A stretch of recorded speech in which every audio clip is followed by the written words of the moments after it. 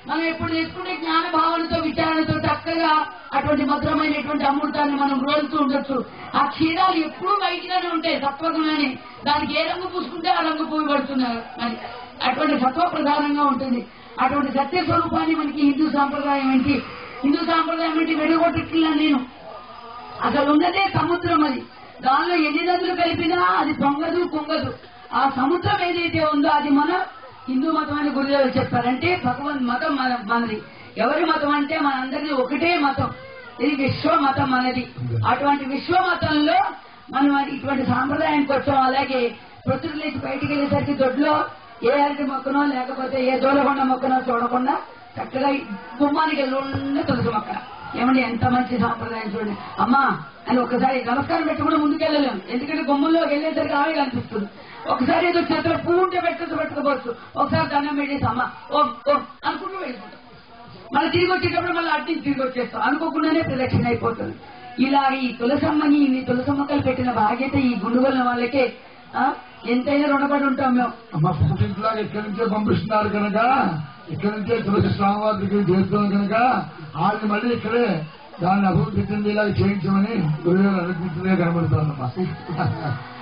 అందుకని ఇప్పుడు మనకి కార్యకర్తలు ఇక పూజ ముగిసింది కాబట్టి అట్లాంటి చక్కటి అవకాశాన్ని మీకు భగవంతుడు సాక్షాత్తు మరి సృష్టిలోనే ఒకటి మరి జీవ స్వరూపంలో మీ ఎదుట అందులో జగన్మాత స్వరూపంలో తులసమ్మకు పూజ చేసుకోవడం అంటే ఎన్ని మందులు వైద్యాన్ని తీసుకున్నా కూడా తులసమ్మ ఎన్ని మందులకు ఉపయోగపడుతుందోనండి అమ్మ. ఆ తల్లి కాస్త నోట్లో వేసుకుంటే నోరుకున్నటువంటి వాసన పోతున్న ముందర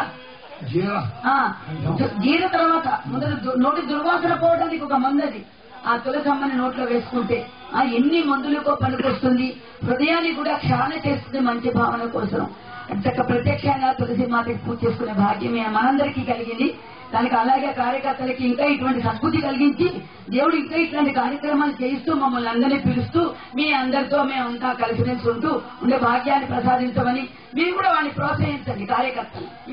అప్పుడు మీ ప్రెసిడెంట్ లో కూడా రోజు తులసికి పూజ చేసి కాస్త నీళ్లు పోస్తూ వస్తూ ఉన్నారు. ఇప్పుడు ఏంటంటే పూర్వము గోమాతను కూడా పెట్టుకోవాలని, కానీ ఇప్పుడు ఈ సిటీ యుగం అయిపోయి సిటీ యుగాలు వచ్చిన తర్వాత గోమాతను పెట్టుకోవడానికి కష్టమయ్యి గృహప్రవేశాలకు కూడా పైన 3, 4, 17, 150 అంతస్తులు ఏమెక్కుతాడు ఆ పాపం అయినా. అది మనకే లిఫ్ట్లు వచ్చాయి, ఇంటి కాళ్ళు వేసుకుని అన్ని చోట్లకి ఎక్కుతాం కానీ మేడెక్కడానికి లిఫ్ట్ వచ్చేది పాపం. మరి ఇక ఆ గోమాతను ఎక్కడ ఎక్కించగలం మనం. అందుకుని దానికి కూడా ప్రతీకగా వెండిని పెట్టేసుకుని అలాగే తులసమ్మకు కూడా వెండిని పెట్టేసుకుంటున్నారు.